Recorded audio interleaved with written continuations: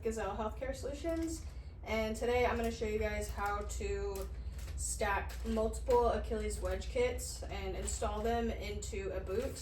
I have two boot styles that we're going to insert the wedge kits in, just so you guys can see the difference between the two. This is just a regular, like, standard soft boot with the lateral and medial stays. And then this is like more of a clamshell boot where the face of it is hard and rigid as well, just to provide a little bit more support. I have two different styles of boots, same sizes for the patient. She has an injury on the left side, and I'm going to show you guys how to install multiple wedge kits. Everybody does it differently. There's multiple ways to do it. A few indications for why you would need to install these kits into a boot would be for a patient that maybe has an Achilles tendon rupture, or they just had a repair and the doctor requires them to be in a more plantar flexed position. So the Achilles wedge kits come with a couple parts and pieces. We have some adhesive on the back here. If you remove this backing, there is adhesive underneath. So that's what we're going to use to stick down into the liner. And then we also have this little curved piece here. This can be put over, depending on if it's the left side or the right side, just as arch support. Some patients like it, some patients don't even want it on. So it's kind of patient preference. That's what we use it for.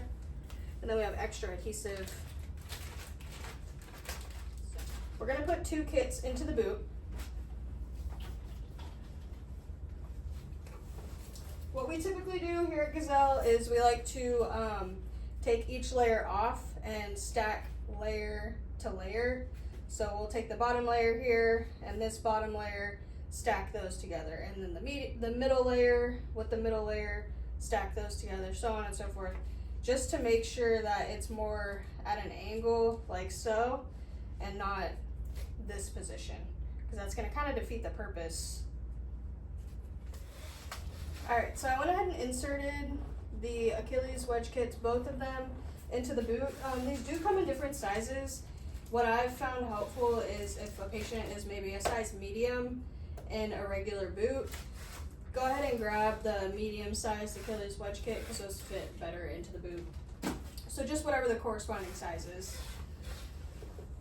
Alright, so now I'm going to apply the boot onto the patient, making sure the liner is forward and the heel is all the way to the back.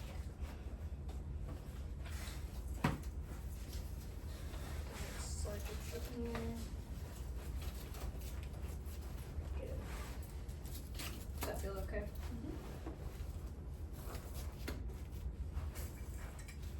Alright, so I haven't even secured the straps yet, and you can already see that the patient is at like a toe down position. They're very plantar flexed. So with this position, it's kind of hard to put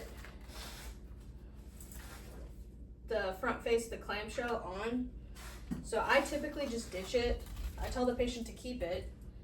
That way, once we slowly start peeling layer by layer of the Achilles wedge and their foot slowly gets dropped back down to 90 or to neutral, then we can apply that front face. So for now, we're just gonna have to apply the boot without the front face. So with that, you just wanna make sure that the straps are very, very secure, just because the patient won't really have a whole lot of support in the front. I mean, it's fine because we do have other styles of boots, like so, that don't have a front face at all, and patients do just fine with the Achilles wedge kit in them.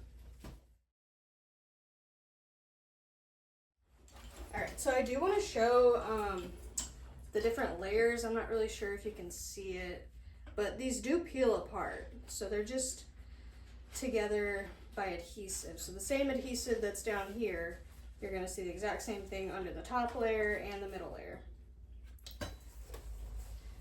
So now I have the exact same wedge kit applied into this boot as well. So I'm going to show how this boot would feel and fit on the patient. Just go ahead and stick your foot in there. Feel all the way to the back. Perfect. Once you get the patient's foot in there, you just secure it like you would any normal boot. All right, now we have the patient fully in that plantar flex position. A couple other things as well. When you're putting the wedge kit together and you might need a little bit more height, all of our boots that we carry at Gazelle Healthcare Solutions have additional padding.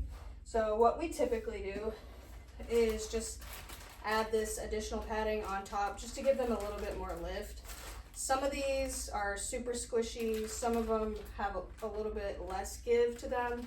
So it's honestly patient preference. So with these Achilles wedge kits, depending on what the doctor wants, typically, most cases, they just require one wedge kit, but for the sake of this video, I wanted to show you how we can install multiple. Some doctors might even want 3. It just honestly depends. All right, so whenever you're putting a boot on a patient, you always want to make sure that you're giving them a sock.